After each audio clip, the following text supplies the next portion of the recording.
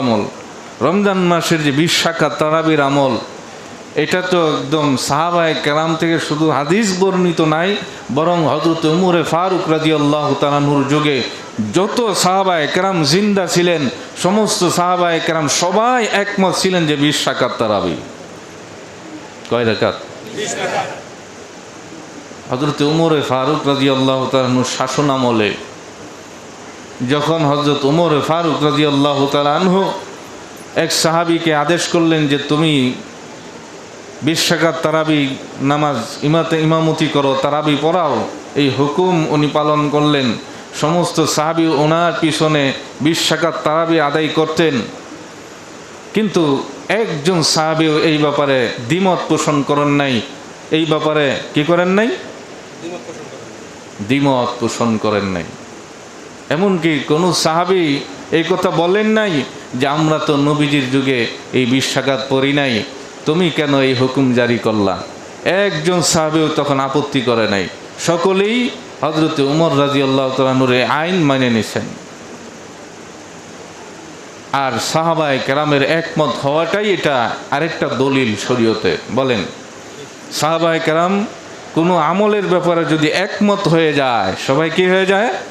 একমত হয়ে যায়, তাহলে এটাও শরীয়তের দলিল হয়ে যায়। মনে রাখবেন সব সময়, মানুষের কথায় কান না দিয়া শরীয়তে কি বলে সেটা দেখবেন। চিলে কান লয়ে গেছে, চিলের পিছনে না দৌড়াইয়া কানের মধ্যে হাত দিয়া দেখবেন কান আছে না নাই। দেখবেন তো ইনশাআল্লাহ। কোন পাতি শাইখে কি কইছে এটার পিছনে দৌড়াইতেছে। পাতি শাইখের কথায় হুজুরদের বলদুরটাই নাউজুবিল্লাহ কোন। যারা হক্কানি উলামায়ে কেরাম তাদের ভুল ধরতে আসে, তাদেরকে হুজুর 20 রাকাত তারাবি কই পাইছেন? তারাবি তো 8 রাকাত। নাউজুবিল্লাহ মিন যালিক। এই আমল চোরারা নিজেরাও আমল চোর আর মানুষকে আমল চোরা বানাইতে চায়, ঠিক কিনা বলেন? তুমি 8 রাকাত পড়ো, 20 রাকাত পড়তে তোমার মাজায় ব্যথা করে, কষ্ট লাগে, তুমি 8 রাকাত পড়ে তুমি তোমার মতো বাসায় ঘুমাও, মানুষকে কেন বিভ্রান্ত করতে আসো? ঠিক কিনা কোন? মানুষকে বিভ্রান্ত করার অধিকার তোমাকে কেউ দেয় নাই, শরীয়তে দেয় নাই। শরীয়তে এই হুকুম আছে, এই বিধান আছে 20 রাকাতের। তুমি কোত্থেকে এই হুকুম নিয়ে আসলা যে 8 রাকাত তারাবি, যেটা স্পষ্ট হাদিসে ভাষা তাহাজ্জুদের আমল, যেটা নবীজি 12 মাস এই আমল করতেন, সেটা তুমি রমজানের সাথে জুড়ে দিলা, বললা যে 8 রাকাতই রমজানের তারাবি। তারাবি আর তাহাজ্জুদকে মিলাইয়া দিলা। এই সমস্ত জাহেল মূর্খ যারা আছে, এরা মূলত তারা মনে করে যে আমরা তো গুমরা হইছি, এই জাতিকে গুমরা বানাইয়া তাদেরকেও জাহান্নামে নিয়ে যাব। এরকম একটা কর্মসূচি, এজেন্ডা বাস্তবায়ন করতে এরা মাঠে আদা জল খেয়ে নামছে। নিঃসন্দেহে এরা ওই 200 বছর আগের সেই ব্রিটিশ, ওই যে সাদা চামড়ার ব্রিটিশদের দালালিতে ব্যস্ত আছে। কিয়ামত পর্যন্ত এরা ওই ব্রিটিশদের দালালি করতেই থাকবে। কিন্তু এটা তাদের গোমর ফাঁস হবে উলামায়ে কেরামের কাছে আসলে, তাদের পর্দা ফাঁস হয়ে যাবে উলামায়ে কেরামের কাছে আসলে। এই জন্য সবার বয়ান শুনতে নাই। জোরে কন, কন্যাকে সবার বয়ান শুনতে নাই। যারা সাধারণ, যারা আলেম না, যারা কি আলেম না, সাধারণ মানুষের জন্য সবার বয়ান শোনা ঠিক না, তাহলে বিভ্রান্ত হবে। সবার লেখা বই পড়া ঠিক না, বিভ্রান্ত হবে, ঠিক কিনা কোন? আমি সবার বই পড়তে পারবো, আমাকে সে বিভ্রান্ত করতে পারবে না, ঠিক কিনা বলেন? এমনভাবে আপনার রস কষ লাগায় লিখবে যে আপনি তাদের ফাঁদে পড়ে যাবেন, টেরও পাইবেন না। কিন্তু একজন আলেম বুঝতে পারবে যে আসলে সে কি লিখছে, তার ভুলগুলি তার চোখে ধরা পড়বে। এজন্য আপনি যাচাই করবেন, দুনিয়ার স্বার্থের জন্য আপনি সব যাচাই বাছাই করতে পারেন, কোনটা ভুল কোনটা সঠিক যাচাই বাছাই করেন, দূরবীন দিয়ে যাচাই করেন, কম্পিউটারে যাচাই করেন, ল্যাবে পরীক্ষা করেন। তাহলে আপনার যেটা ঈমান আমলের ব্যাপার, যেখানে আপনার ঈমানের প্রশ্ন সেখানে আপনি কেন যাচাই করবেন না? ঠিক কিনা বলেন? যেখানে আপনার জীবন মরণের প্রশ্ন, ঈমানের প্রশ্ন, ঈমান থাকা না থাকার প্রশ্ন, সেখানে আপনি কেন যাচাই করবেন না? যেখানে আপনার জান্নাত জাহান্নামের প্রশ্ন, সেখানে কেন আপনি যাচাই করবেন না? বাজারে গেলে লাউ এটা আসলে বাত্তি না বাত্তি সেটা আপনি নখ ডাবাইয়া চেক করেন কি না? লাউ, কদু, এরপরে যত শাক সবজি কিনতে গেলে নখ ডাবাইয়া দেখে এটা আসলে বাত্তি হয়ে গেছে নাকি আবাত্তি। বুঝলেন? এত যাচাই বাছাই, এত পরীক্ষা নিরীক্ষা দুনিয়ার জন্য আমরা করি, এই পেটের জন্য। আর যেখানে আমার ঈমানের প্রশ্ন সেখানে যাচাই করি না। যার বক্তব্য সামনে হয় সেটাই আমি মেনে নেই, সেটাই বিশ্বাস করার চেষ্টা করি। আর একজনের বক্তব্য শুনে আরেকজনকে ভুল ধরার মতো সাহস দেখাই। এটা সাধারণ মানুষের জন্য এটা জায়েজ নাই। এটা বলার প্রশ্নই আসে না যে হুজুর আমরা তো ভালো মন্দ বুঝি না। না, আল্লাহ পাক মানুষকে, প্রত্যেকটা মানুষকে ভালো মন্দ দুটোটা বোঝার ক্ষমতা দান করেছেন, দুটোটা যাচাই বাছাই করার ক্ষমতা দান করেছেন। সেই ক্ষমতাকে প্রয়োগ করতে হবে। কোনটা ভালো সেটাকে গ্রহণ করতে হবে, আর কোনটা মন্দ, কোনটা গুমরাহি সেটাকে পরিত্যাগ করতে হবে। যদি করতে পারি তাহলে সেটাই খাঁটি মুমিনের পরিচয় হবে। ঠিক কিনা বলেন? সারা বছর 12 মাস ঘুরে 11তম মাসে রমজান মাস আসে মানুষকে পরিশুদ্ধ করার জন্য, মানুষের আমলকে সংশোধন করার জন্য, মানুষের গুনাহের কালিমাকে পরিষ্কার করে মানুষের দিলের মধ্যে নূর তৈয়ার করার জন্য রমজান মাস আসে। আর মধ্যরাত্রিতে কিয়ামুল লাইল তারাবির নামাজের মাধ্যমে আল্লাহ পাকের কুদরতি কদমের মধ্যে বারবার সেজদা করার মাধ্যমে বান্দার ভিতরে যে অহংকার ছিল সে অহংকারও দূর হয়ে যায়। বান্দার ভিতরে যে আপনার গুনাহের অন্ধকার ছিল সেই অন্ধকারও দূর হয়ে যায়। বান্দা তখন আল্লাহ পাকের সাথে একটা সম্পর্ক কায়েম করতে কি হয়ে যায়? প্রস্তুত হয়ে যায়। আর এই জন্য আল্লাহ পাক বলেন যে যেহেতু রমজান মাসে বিশেষ বিশেষ কিছু আমল বান্দা আমার জন্য করে থাকে, দিনের বেলা পানাহার থেকে বিরত থাকে, স্ত্রী সহবাস থেকে বিরত থাকে, গুনাহ থেকে বিরত থাকে, গীবত, মিথ্যা, পাপাচার থেকে বিরত থাকে, এই জন্য এই সবগুলি সে শুধু আমার জন্য করে। এখানে কোনো লোক দেখানো উদ্দেশ্য থাকে না, মানুষের খুশি করা উদ্দেশ্য থাকে না। এই জন্য আমি বললাম এই রোজা আমার জন্য, এবং স্বয়ং আমি আল্লাহ এই রোজার প্রতিদান দান করব। অনেকগুলি কারণ আছে। এই জন্য রোজার মতো আমলকে নষ্ট করার জন্য একটা মিথ্যা কথাই যথেষ্ট। রোজার মতো এত দামি আমলকে নষ্ট করার জন্য একটা গীবতই যথেষ্ট।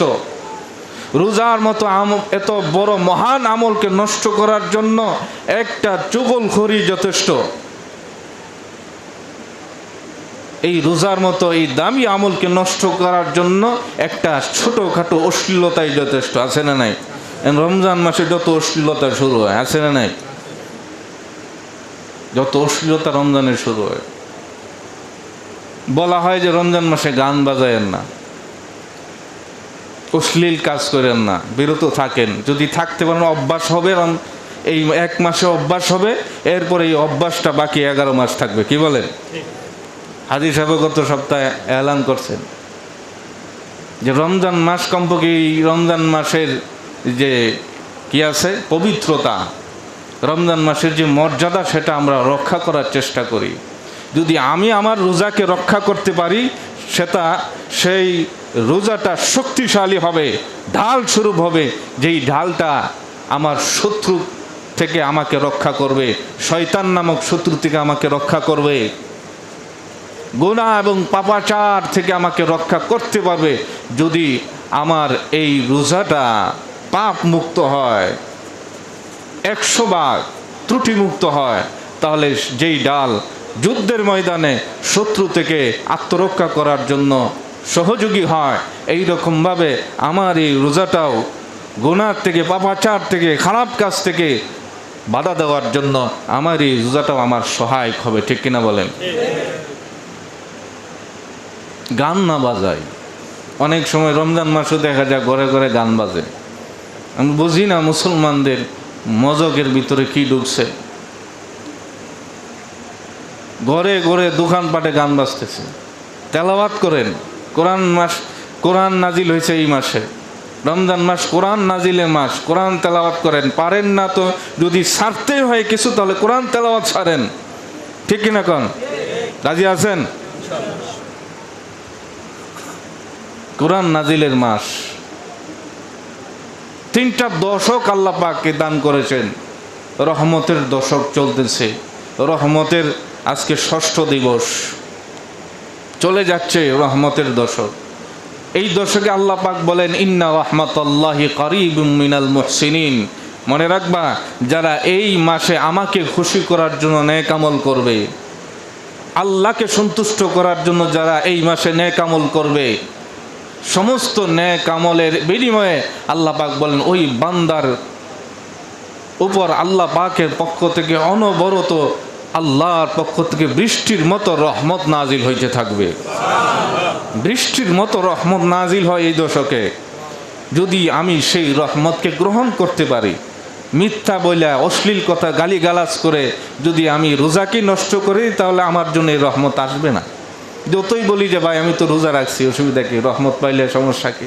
না, এই যে আমার অশ্লীল কাজের কারণে আমার রোজা ছিদ্র হয়ে গেছে, এখন এই ছিদ্র দিয়ে রহমত বের হয়ে অন্যদিকে চলে যাবে, আমি এই রহমতকে আটকায় রাখতে পারবো না। যদি আমার এই রমজান, এই রোজার মধ্যে কোনো ধরনের গুনাহ, কোনো ধরনের পাপাচার না থাকে, তাহলে এই রোজাটা আল্লাহ পাকের রহমতকে টেনে আনবে আসমান থেকে।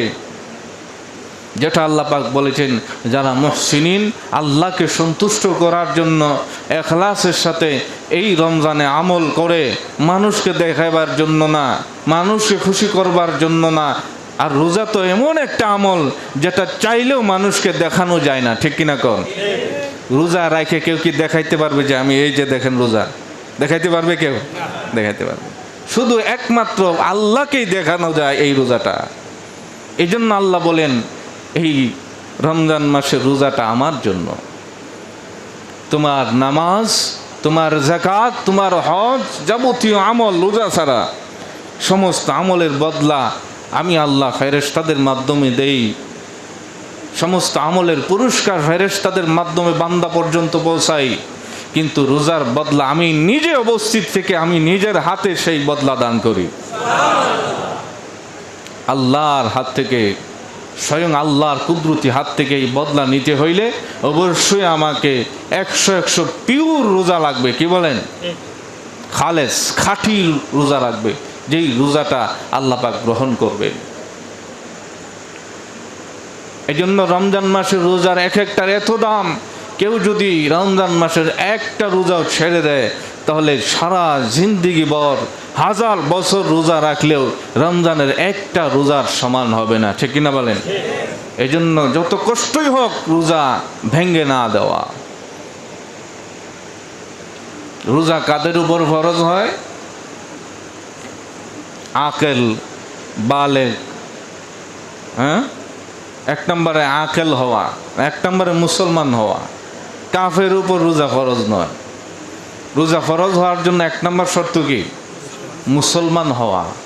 কোনো কাফের উপর কি রোজা ফরজ নয়। 2 নম্বর আকেল হওয়া, বুদ্ধিমান হওয়া। পাগলের উপর রোজা ফরজ নয়। কোনো পাগল ব্যক্তি যদি রোজা না রাখে, তাকে চাপ প্রয়োগ করা যাবে না, কারণ পাগলের উপর কি নয়? রোজা ফরজ নয়। বালেগ হওয়া শর্ত, রোজা ফরজ হওয়ার জন্য প্রাপ্ত বয়স্ক হওয়া শর্ত, 15 বছর হওয়া শর্ত। নাবালেগ বাচ্চার জন্য রোজা ফরজ নয়। তবে হ্যাঁ, তাকে অভ্যাস গড়ানোর জন্য, রোজা রাখতে অভ্যস্ত হয়, এই জন্য তাকে 1, 2, 3, 4, 5টা রোজা রাখানো যায়। উৎসাহিত করার জন্য। এভাবে রোজা রাখার কিছু শর্ত এখানে উল্লেখ করা হয়েছে।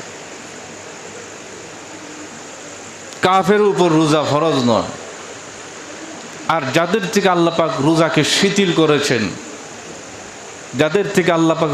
শিথিল করেছেন, যে আপাতত রোজা না রাখলেও চলবে, পরবর্তীতে তার কাজা করে নিতে হবে, এরকম কিছু শ্রেণীর লোক আছে। যেমন